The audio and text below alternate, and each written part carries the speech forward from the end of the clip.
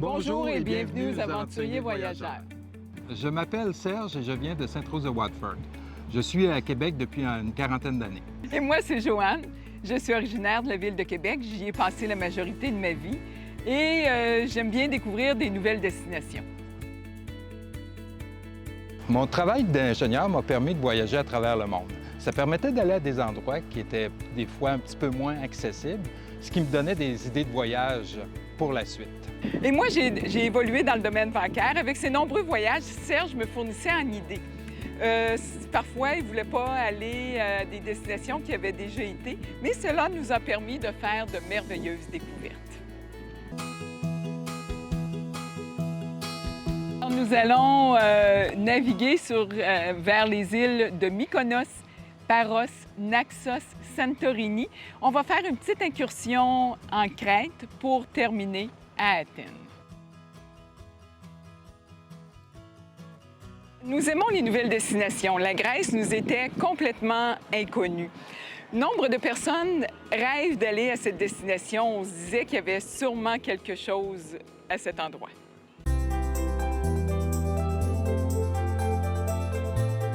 Le meilleur moment pour visiter la Grèce, en fait, la Grèce a une saison estivale qui s'étend du mois d'avril au mois d'octobre-novembre. À notre grande surprise, les hôtels ferment au mois de novembre pour ne reprendre vie qu'au printemps. Selon ce qu'on nous a dit, les meilleures saisons pour venir en Grèce sont les mois de mai, juin et septembre, où la température est plus clémente pour visiter, faire les plages et pouvoir en profiter pleinement. Les journées du mois de juillet et août sont très chaudes et très occupées par les touristes. Alors, on nous a déconseillé à plusieurs endroits ce moment pour venir. Nous avons fait appel à l'agence Wingbody qui a réservé tous nos hébergements, les transports entre les traversiers et les hôtels et bien sûr les traversiers. Les prix varient beaucoup d'une île à l'autre. Ça varie aussi en fonction du taux d'échange. Donc, il faut compter un bon, je dirais, 40 à 50 € par couple pour un repas.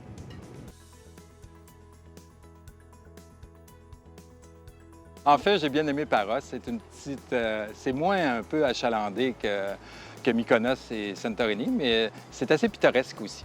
Alors moi, j'ai trouvé que chacune des îles, et comme à mon habitude, je ne suis jamais capable de choisir, chacune des îles a sa particularité et a quelque chose pour nous attacher.